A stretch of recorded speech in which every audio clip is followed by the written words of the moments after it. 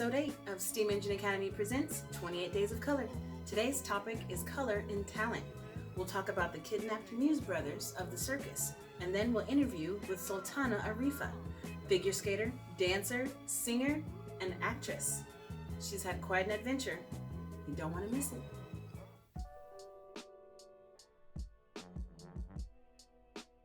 Two African-American albino brothers, George and Willie Muse, were the grandsons of former slaves and sons of tobacco sharecroppers born in Roanoke, Virginia in the 1890s.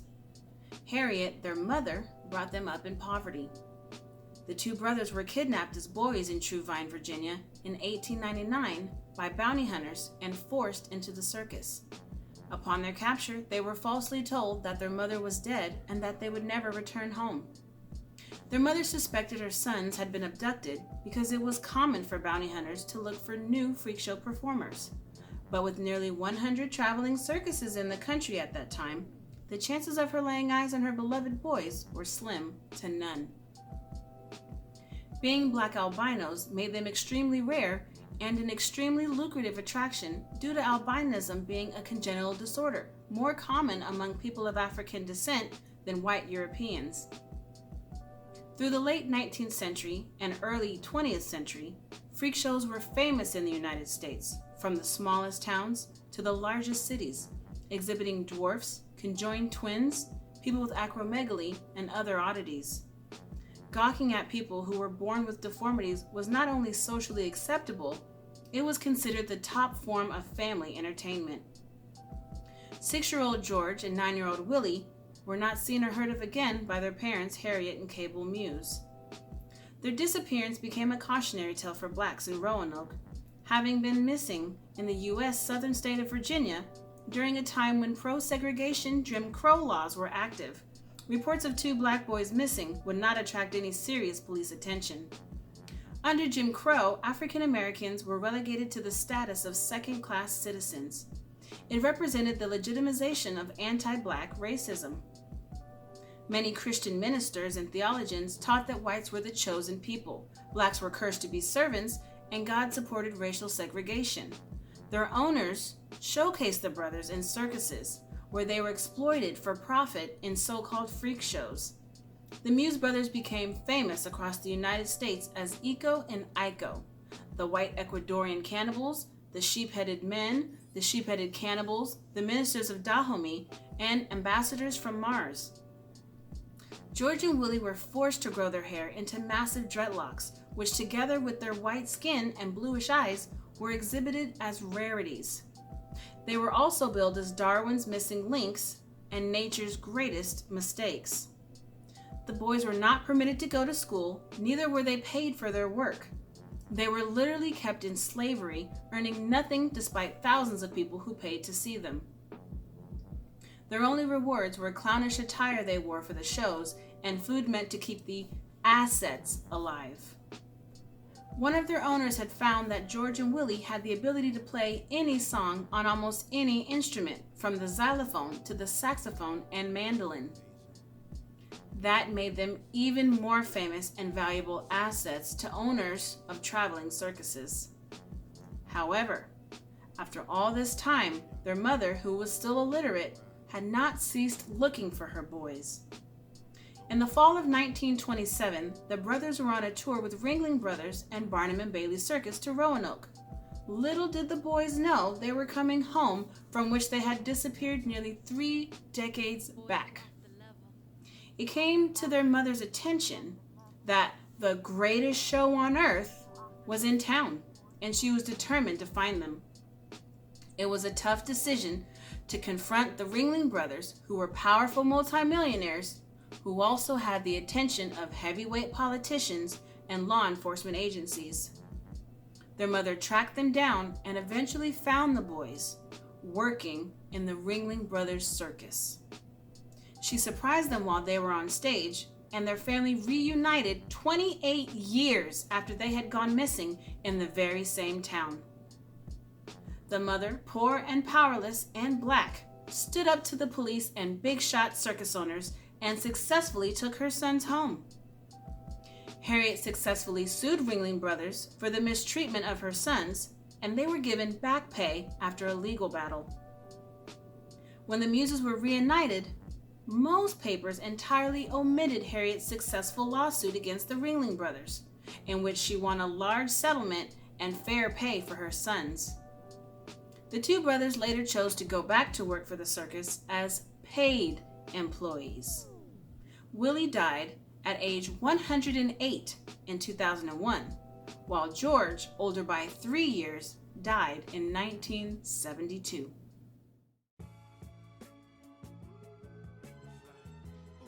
Welcome back to 28 Days of Color. Today's episode is Color in Talent, and we are here with Sultana Areefah. How are you?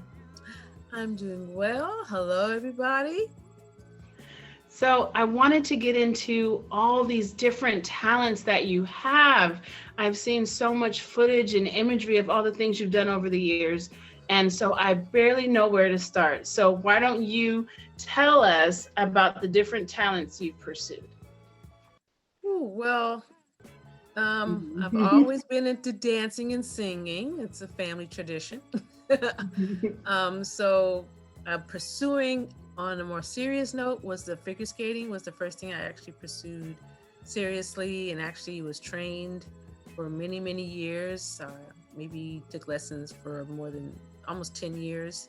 Oh, wow. And yes, and other things that I pursued, like singing and dancing, I can't say I had formal training in, but just mostly a lot of God-given talent to do it, and just able to pick up things very quickly. And acting, all three. I wanted to be like a quadruple threat, I was like. and then add skating on top of that. Add skating on top of it, right? Exactly. So, where did you learn to skate? Where did you first start practicing? Well, I learned to skate originally from California. Los Angeles, California was where I started skating in Culver City Ice Arena. And that was a magical time. My friend gave me her pair of skates that she didn't use anymore, which I asked for. I begged for after I saw the 76 Olympics. I said, ooh, she said she had ice skates. I think I'm gonna get her ice skates. I got her ice skates, put them on, went to the ice skating rink, and it was like magic. I was like, oh, I'm home. It was like Dorothy and the Wizard of Oz. So that's how it felt to me I think I was about 11 and a half years old when I started. So that's considered a late start for an ice skater, but it was 11 and a half when I started. And I just loved it from the first moment I stepped on the ice. And that's when I really got serious at something. That was like the first thing I was really serious at doing. I've seen it, and it was just amazing, and I'm just like, oh my gosh, that's my cousin. For those that don't know, this is my cousin on my mother's side, and I'm so excited for her to tell her story. So what are some of the things you've done? Tell us about your accomplishments with the skating, singing, dancing. Oh my gosh, that's about a 43-year history. 43-year history. So I've done first thing I did professionally was a commercial with Dorothy Hamill, the famous Olympic skater Dorothy Hamill. That was my first professional gig as a skater. It was a commercial that was filmed at our ice skating rink. So they came in and took a few people to background skate, and I got paid for it. So from that point on, I was considered professional. No longer did I compete. I stopped competing. I competed for like 7 years. But once I was paid to skate at that time, I could no longer compete. And then I went to ice skating show, and I left the United States and went to Europe at 22 years old. I went to Holiday on Ice to start performing in Holiday on Ice. I stayed in Europe for about 8 months, performed all around countries like Switzerland, France, Germany, Prague, Czechoslovakia, or Czech Republic now. And then I came back home, and I was so tired. I was like, I don't want to see ice skate. And I threw them in the closet for like 4 months. Right. I understand. Once I put them back on, once I was ready to put them back on, I went to the ice skating rink to skate and practice. And there were people there doing an audition for the Mighty Duck cheerleaders, which was Mike Eisner from Disney, they decided they wanted to have ice skating cheerleaders for the Mighty Ducks team. And I was one of those first group of ice skating cheerleaders. Just walked in the rink and they were like, there's an audition tomorrow. Like, oh, really? Okay. And then I had another, and then I started doing, I did some TV specials, Michelle Kwan's Disney's Greatest Hits on Ice, the Snowden Holidays Christmas special. Oh my goodness. These you can find on YouTube. I found them on YouTube. Yeah. And just travel. And then I went to Malaysia and did another show called Magic on Ice. And then I came back. And then I started teaching in 1997, 98. I started coaching. Yeah, I started coaching around 1997, 98. Oh, nice. I began coaching, and that became my second love. I didn't know I would love teaching. I knew I always wanted to be a teacher, but I didn't know if I would love teaching ice skating the same as I love skating. So after the first year, I realized that that's my second passion now. So I started teaching ice skating in 97.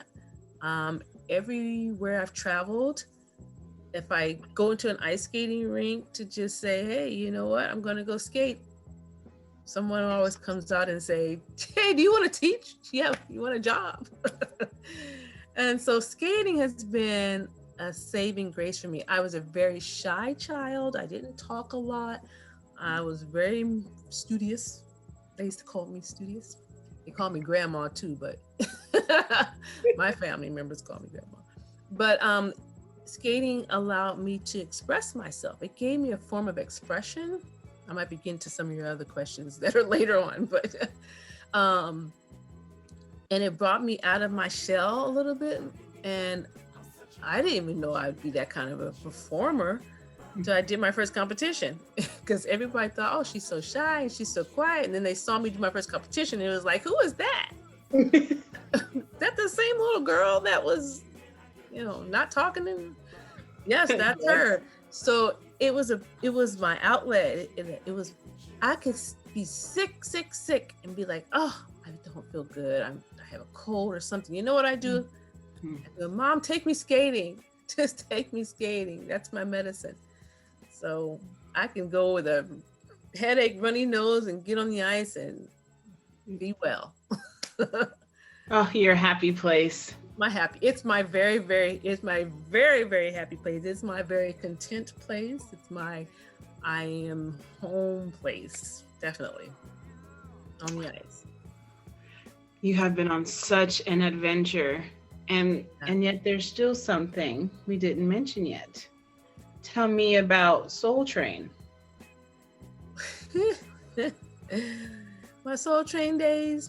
Well, I can tell you this. I was on 3 different dance shows. Oh my goodness. Yeah. I started off on American Bandstand before I did Soul Train. Right. I did American Bandstand for like a year and a half, maybe 2 years. And then I went to Soul Train. I did Soul Train for a few years in the early 90s. So if you look them up on YouTube, that's when you'll find me, in the early 90s. And then I did this short-lived show called The Party Machine with Nia Peebles. It started her own little dance party show. And I did that one for a short time. So yeah, I was dancing all over the place. In LA, I was everywhere dancing. Anywhere there was dancing, I was. How did that happen? How did American Bandstand happen? How did Soul Train happen? I don't know how American Bandstand, I knew somebody, some friend of mine, somebody just like, you want to go? And I was like, sure. Pack up a bag of clothes for changes and, change, because you have to change your outfits because you might take 2 or 3 shows in one day. So you have to change. So they're like, pack up some clothes and come on. And yeah, each time it was this friend. It just, invited me along. And once I was on there, they were like, come on back. Keep coming. Soul Train, the same thing. There's a friend of mine, I think I met them at a club dancing, or I knew them from the dance clubs or things like that. And they were asking me, yeah, you want to come? You're taping a Soul Train. And then once I was on there, I was dancing on the floor like maybe the first or second time I did it, I was dancing on the floor, and Don Cornelius, told the floor director, hey, go get her and put her up on the stage there somewhere. And so I'm just dancing and having a good old time. And the floor director, Eric, comes over to me, Eric Kassim, bless his heart. He's no longer with us, but he said, hey, you, come here. I said, yeah. He's like, you're causing me trouble. Get over here and I go up there. And I'm like, what? What's going on? I don't know what's happening. This is like, he said, yeah. Don told me to put you up there, so I'm gonna put you up. And from that point on, I became a riser dancer or whatever they call it. All right, I wasn't on the floor anymore from that point on. Moving on up. Now you're still in a new adventure. What's happening with you creatively now? What are you up to now? Creatively, well, I joined a band, unbeknownst to me that I was going to join a band, but I wound up being in a band. Why not? And that started off with a request for me to just do one thing and one thing only for one song and one song only. That's how it starts. And that was, can you come and twirl? You're an ice skater. I'm sure you know how to spin very good. Can you twirl? This is the band leader that asked me this. His name is Baugh. I said, can I twirl? Yeah, I can spin. I twirled into one show and the next show came around. It's like, hey, can you sing too? I'm like, a little bit. If I have to, I guess I can. All right, so let's try you out. Then I became the singing, twirling person. So I was twirling and singing. So it's called the Children of Adam Band. We do positive message-bearing music. No profanity, no craziness, no misogyny. It's all positivity. Right. We made our first CD called Baugh. Working on our second CD, which will be called Timbuktu. All original songs. No, we're not recording anyone else's music. These are all original songs. What would you say is the music genre of the band? A mixture.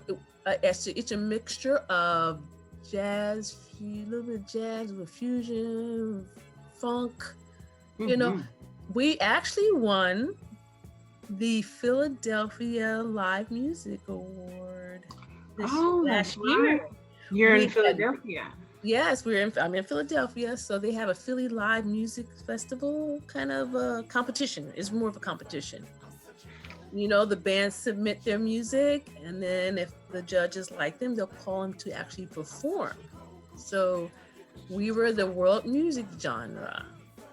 And we literally won the best world music group in Philadelphia. Our first year out too. This is our first year. Our first year. We had only been together for a year and a half as a band. We haven't even been together. Wow. We're on 2 years now, but we hadn't been together that long. And it's a big band. We got 10 pieces, 13 pieces. This is all live music. Horn section, rhythm section. Singers and we have wonderful songs like Come Together, The Skin I'm In, just boosting everyone's, mood and keeping it positive so everybody in the family can listen to the music, Right. Right. They're catchy songs, so the kids kind of catch on to them. They bob their head. Parents like the message, then the music because it's kind of jazzy, kind of funk mixture. So I fell into that. I had no idea that I would be at this age in a band. Who'd have thunk? Well, keep on going. The adventure is still going with you. And I've loved hearing this story. I can't wait to show the images. We're going to show some footage of your performances. We're going to see some of Children of Adam's music. We have the picture that you guys have from Timbuktu, the new album coming out. Okay. We're going to share some of your music with them. We're going to share some of your skating with them. The footage I have, the photographs. I cannot wait for them to see them. But you've been on such an adventure in so many different areas, and then now teaching. So as a teacher, if you were asking another student, what would they want to pursue, what sport they would like, what skill set, what would be some advice you would give them? if they decided to do skating or to dance or, to pursue acting? Oh gosh.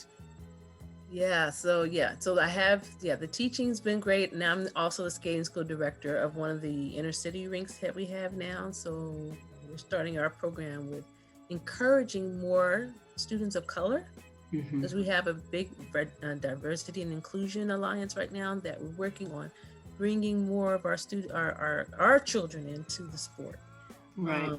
So that's my current thing that I'm working on. As far as like encouraging words. So if you're interested, or if, let's say this, if my life interests you in any way, a form, and you're wondering to yourselves, wow, how did she do all those things? The main thing I can say to you is that, how did I do it? First, I found something that I loved. I had a passion for. I really loved skating. I tried many other things before, yes, but nothing touched my heart. I even did gymnastics, but nothing touched my heart the way that skating did. Nothing made me feel, closest to my real self than skating. So first you find something that you really like, you're really passionate about. And once you find that thing, you have to fight for it.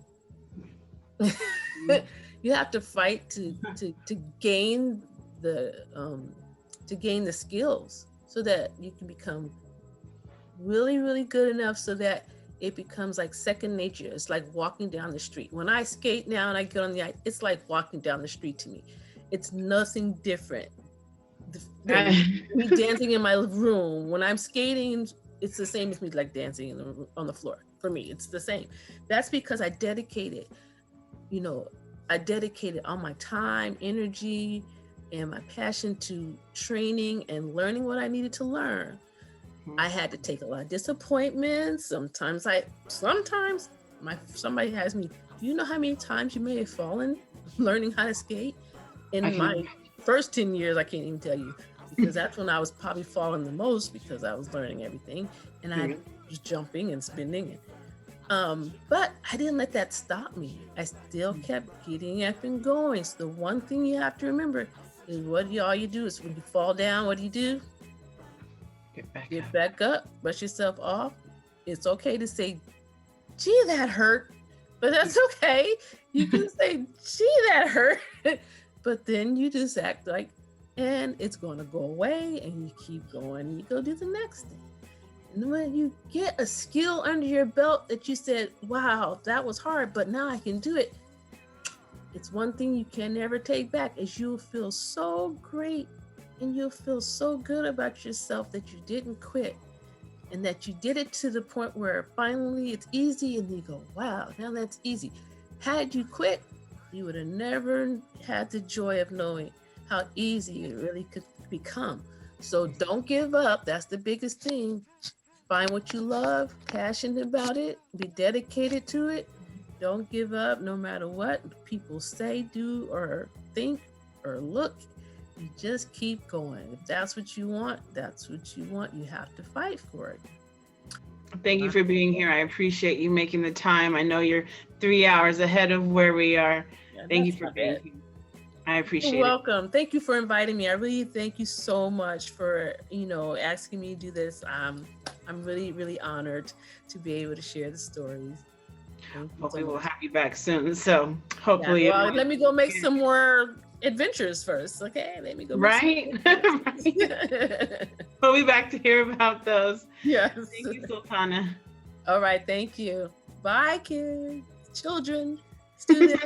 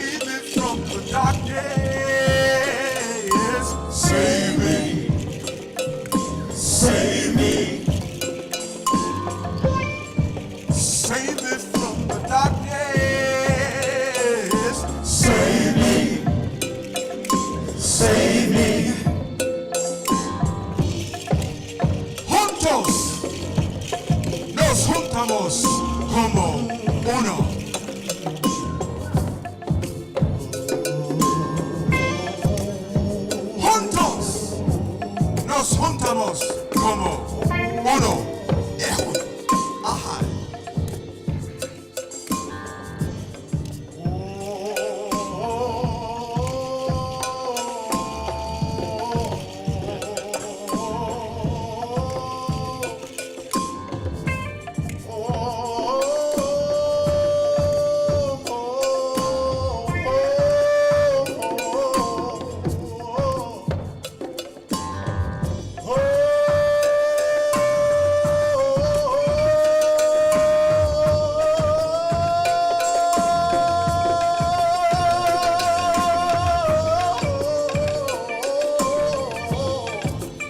Now is the time that we must come together.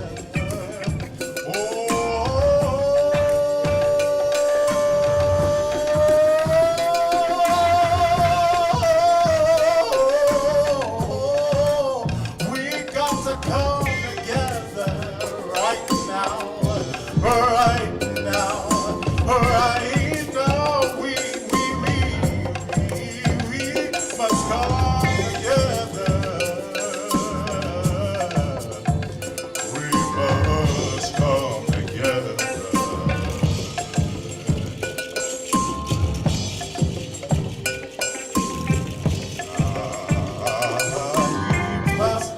We must come together.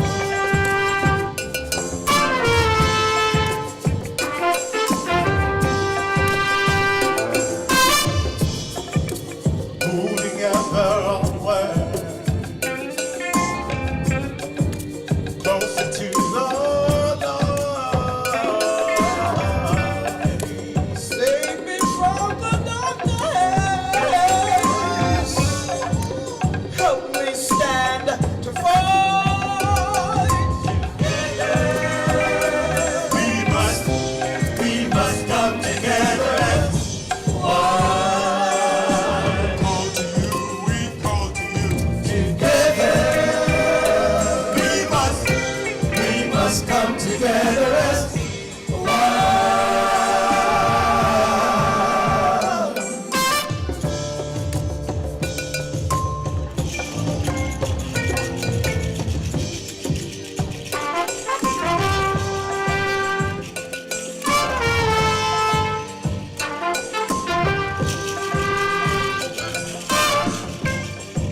The time is now or never. There's no time left to lose. Hold on to those you cherish and bring them close to you. Closer and closer with every beat of my heart's hand. Every breath I take, each step brings me closer, closer. On destiny I wait. Together, we must come together as one. Call to you, we call to you. Together, we must come together as one.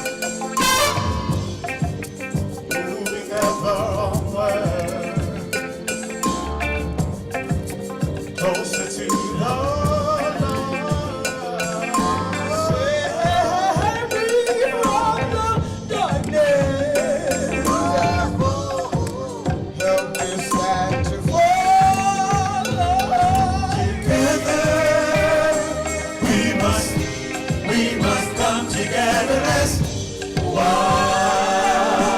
Call to you, we call to you.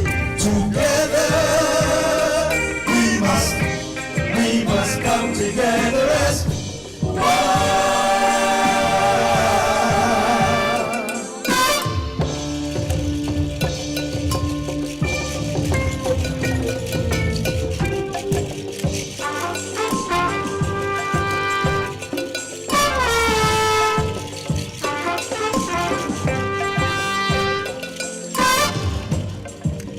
Moving ever onward. Call to you, we call to you.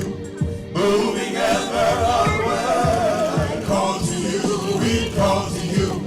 Moving ever onward. Call to you, we call to you. Moving ever onward. Come to you, we come. Moving ever onward. Come to you,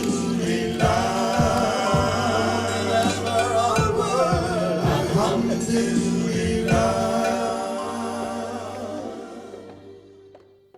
Today's reading is I Believe I Can, written by Grace Byers and illustrated by Katura Bobo. I hope that you enjoy it and the beautiful images. Take care. I believe I can. I can sail like mighty ships. Like the oceans, I run deep. I can stretch just like the Alps until I reach my highest peak. I can charge just like a train. Like a rocket, I'll ignite. Like a star, I can project my brightest shine against the night. I am like the lion's roar. I am like a dragon's flames. I'm worthy because I'm me, and there is value to my name. I can build just like a brick. I keep going like a clock. I can hold just like cement. I can last just like a rock. Grounded firm, I'm like the soil. Like the sky, I'm boundless too. When I believe in myself, there's simply nothing I can't do. Like the hero, I am brave and face my fears despite my fright, because I know I'm not alone, and in the end, I'll be all right. Sometimes I am right, and sometimes I am wrong. But even when I make mistakes, I learn from them to make me strong. I may not win at all I do. I may experience defeat. But I'll dust off and try again to be the best that I can be. I know my power lies within. There's nothing that can hold me down. There is light within my smile. There is voice within my sound. My presence matters in this world. My life is worthy. There's a plan. I know I can do anything. If only I believe I can. The end. One more again. Mas não. Mas não. Mas não. Baseado.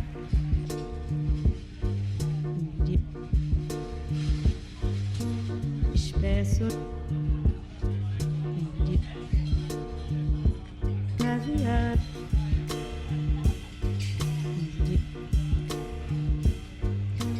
Espesso.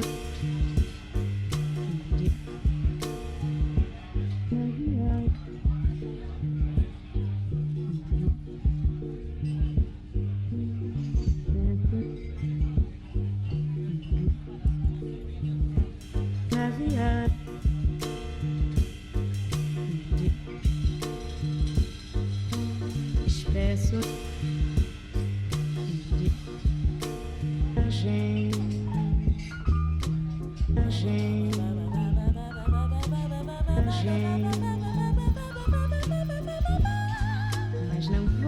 te chamar na viagem.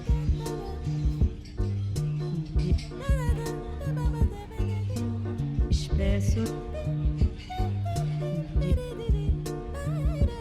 na viagem.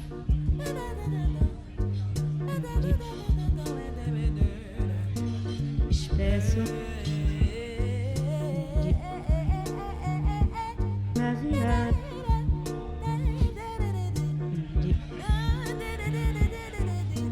Espesso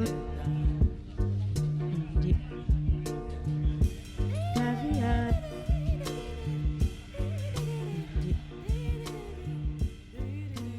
Espesso